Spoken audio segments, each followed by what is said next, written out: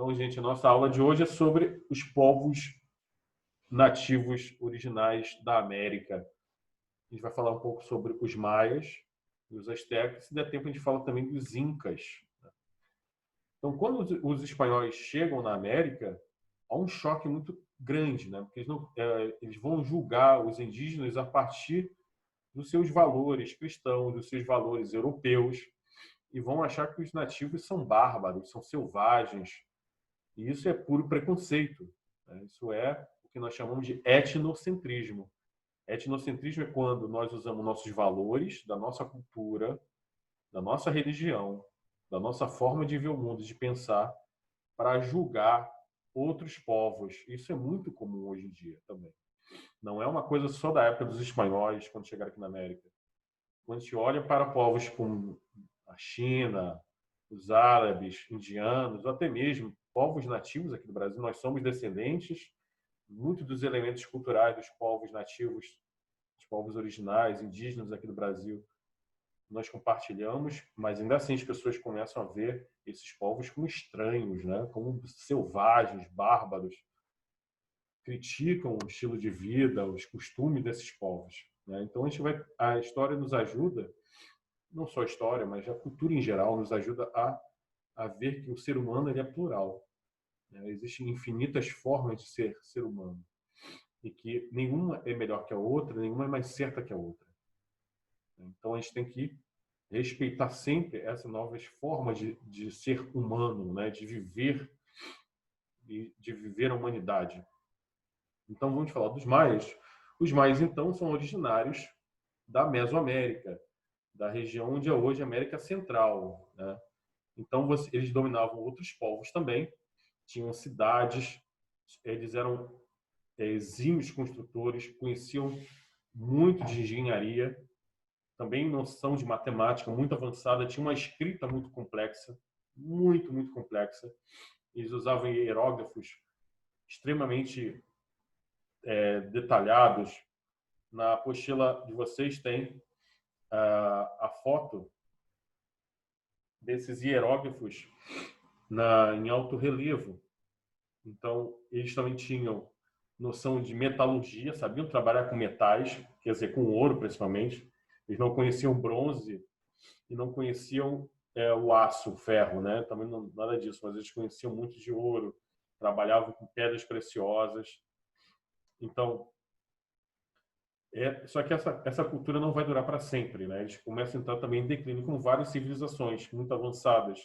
A gente deve lembrar que os egípcios de hoje em dia tem muito pouco a ver com o Egito da época dos faraós, né? Aquela civilização que era dos faraós, ela entrou em declínio e ela se transformou em outra civilização.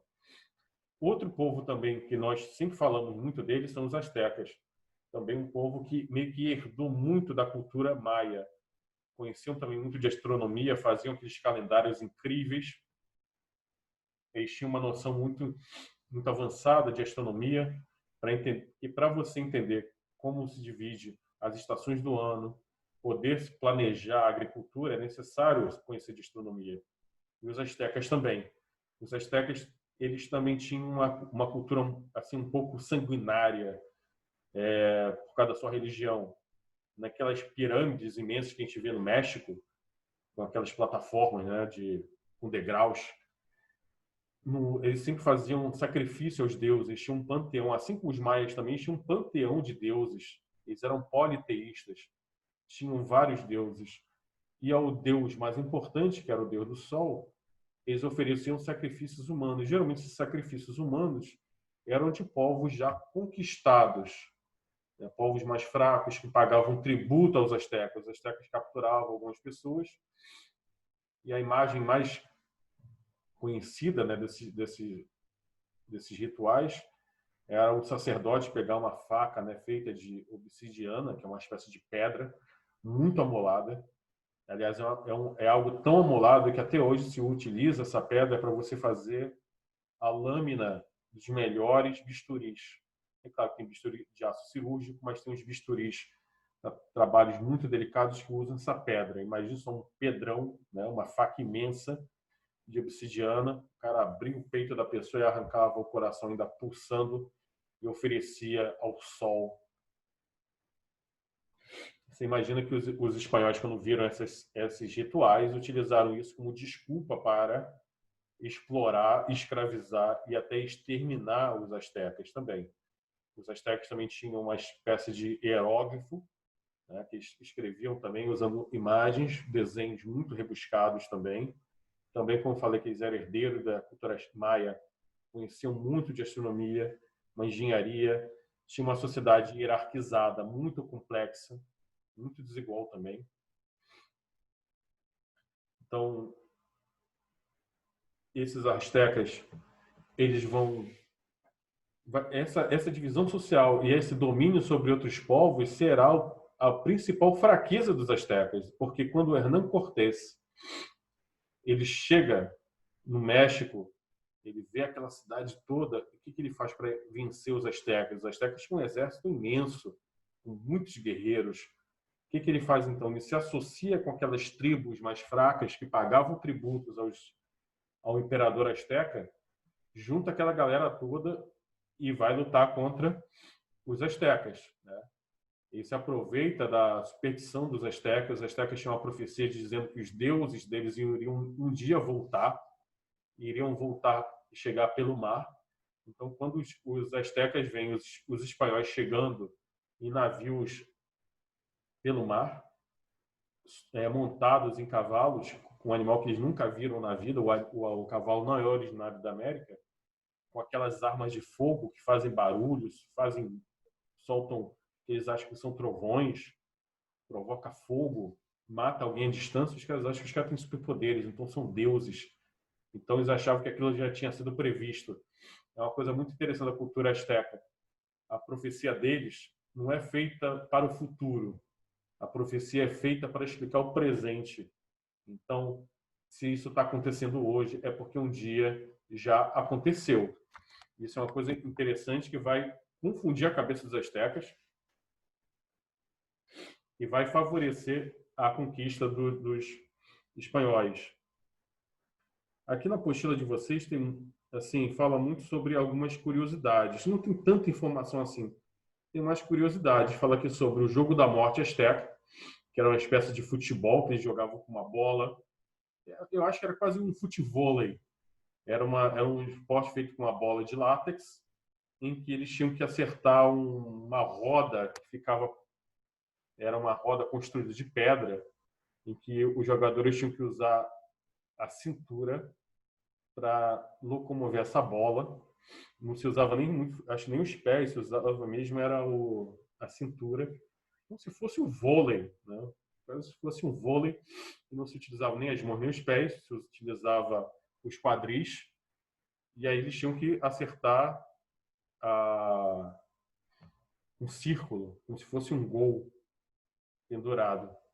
E é interessante, eu vi um documentário falando que esse esporte, que era um esporte sanguinário na época, porque os derrotados eram sacrificados, acho que era até uma forma de você escolher quem seria sacrificado aos deuses. Quando os espanhóis chegaram, os espanhóis proibiram. Mas os descendentes desses astecas mantiveram o esporte secretamente. E ele é praticado até hoje. É claro que não tem mais sacrifício, né? Mas é um esporte que os caras praticavam em segredo. A gente falou já sobre a dominação da América, que os espanhóis eles forçavam os nativos a aderirem ao catolicismo, a se tornarem cristãos.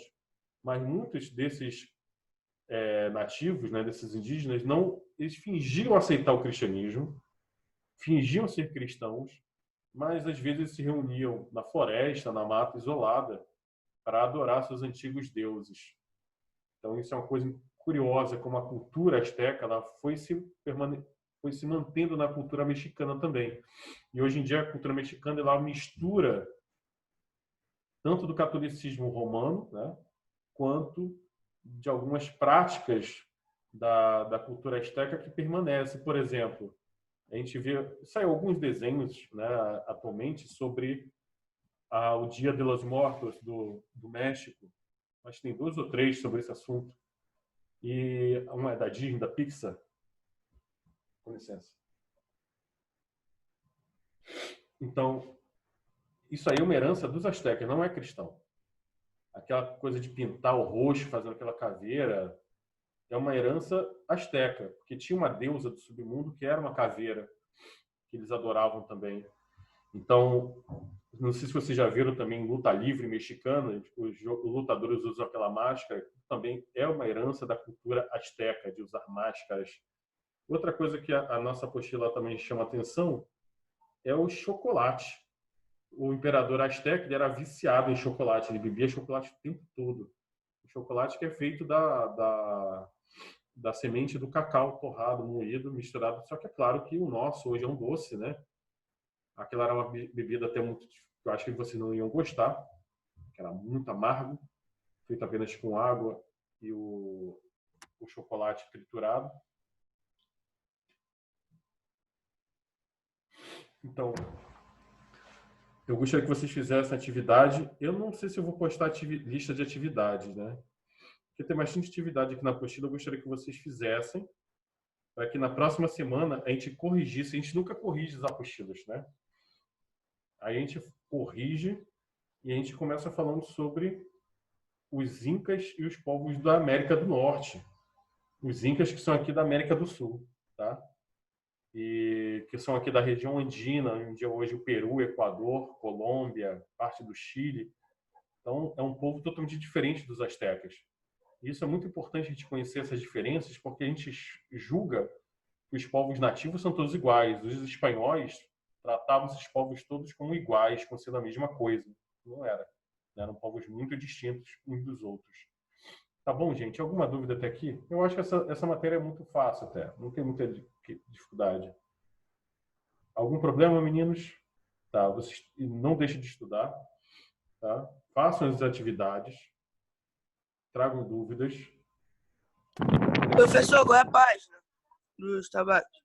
A página, filho, acho que é a página 41 em diante. Valeu, professor. Fala aí, cara. É do capítulo 13, tá? É 14 ou 13 que eu falei? Então, Não sei. página 48, 49 e 50, tá? Das atividades. Tá bom. Bom, gente, então um abraço. Tudo de bom para vocês. Bom descanso aí. Tchau, meninos.